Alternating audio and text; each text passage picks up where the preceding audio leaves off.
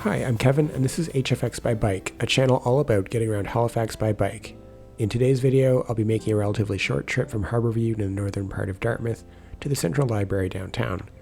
I try to squeeze in at least one winter trip into the roster each year, and here's this one as a bonus. As always, I'll be playing a game of +1 -2 along the way. Every time I run into something that makes my trip safer or more convenient, I'll add a point, and every time I run into something that makes it less safe or less convenient, I'll take 2 away. You can keep track of how I think the ride is going by looking at the heads-up display in the bottom right-hand corner. I'm starting out on Rope Walk Lane in Harbourview, not far from the Macdonald Bridge. It's about 5 below according to my phone, although it feels a bit warmer than that. Right off the bat, I'm in the Weiss Road protected bike lanes. The lanes have been cleared of snow, but they've been narrowed quite a bit, so I'm going to call it a draw points-wise. I'm 95% sure I could roll over this without a problem, but I'm always a little bit anxious when I can't see the pavement, so I'm just going to walk my bike over this section. Winter maintenance is hard, but this could be a little bit better than it is.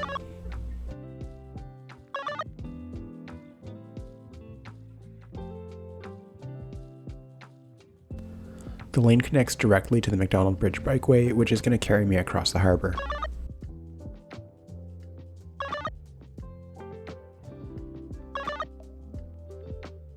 Nowhere is perfect, but the bridge bikeway is generally one of the better parts of the bike network for clearing snow and ice quickly and completely.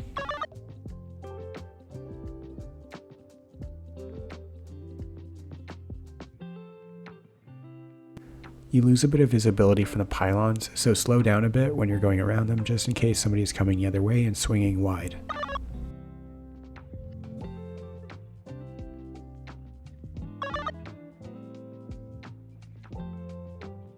People mostly think you can't bike in the winter, but for the most part it's not too bad once you know what to look for. I've been thinking about doing a winter biking explainer video, so let me know in the comments if that's something that you'd like to see.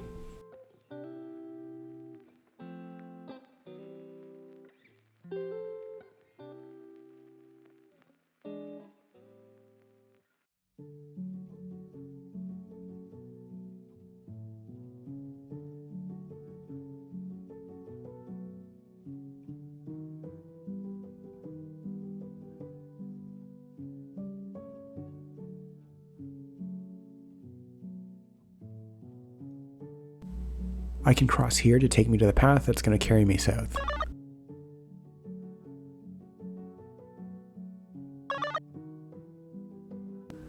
This is the Barrington Greenway. I'm going to use it to get to the Cogswell District.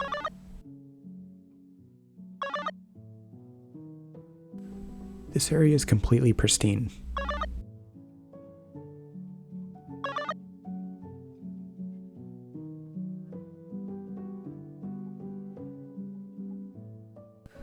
I'm at the Cogswell District, so I'm going to cross through this roundabout to get to Macdonald Way, which is an entirely new street created in the last couple of years by the redevelopment project. The roundabout has signs that say that bikes have to yield to cars, which is not generally how multimodal roundabouts work. They should get the same priority as pedestrians. The design of the roundabout is kind of weird because it has cross-ride markings that mean you can bike across, but then more or less tells you that you shouldn't do that.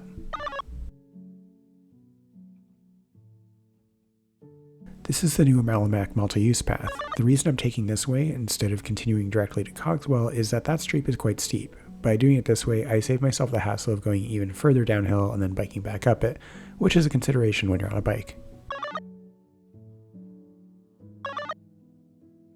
The connection to Cogswell Street has a bit of ice built up on it, and I'm going to dismount and reorient rather than try to take it at speed. I bet I could, but I don't particularly feel like finding out that I'm wrong.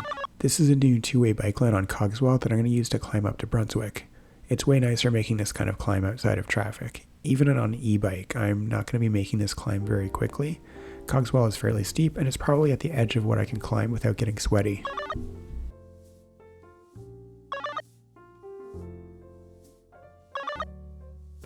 You're starting to see parts of downtown and other pedestrian-heavy areas in the region implement no right on red policies at intersections to protect pedestrians and cyclists from careless drivers. The bike lane continues through the intersection and connects up to Brunswick via 2-stage crossing. You're also starting to see parts of the bike network that have their own signals at intersections.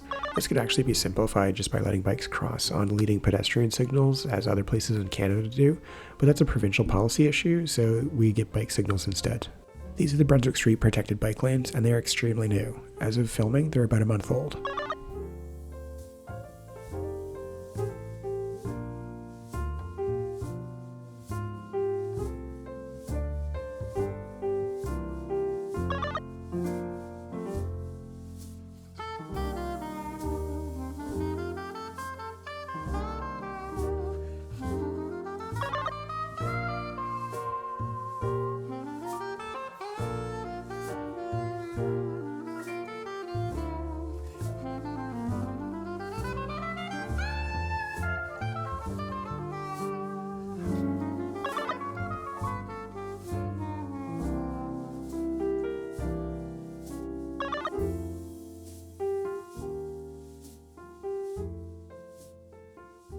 Here I am at the library. I was in a protected bike lane or multi-use path for the entire trip, so here are the bonus points.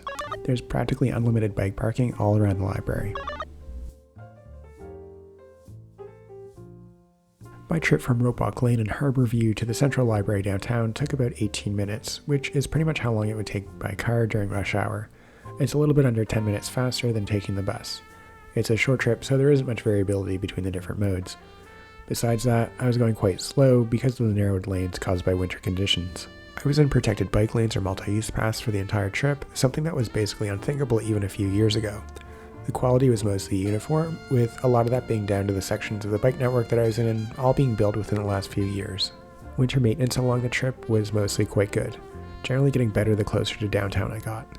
There were a couple places where I dismounted because of some loose snow or ice, and to be honest, I was kind of nervous to roll over it, but that's probably just me. For being just a couple days after a major storm, it was pretty good. That's it for this one.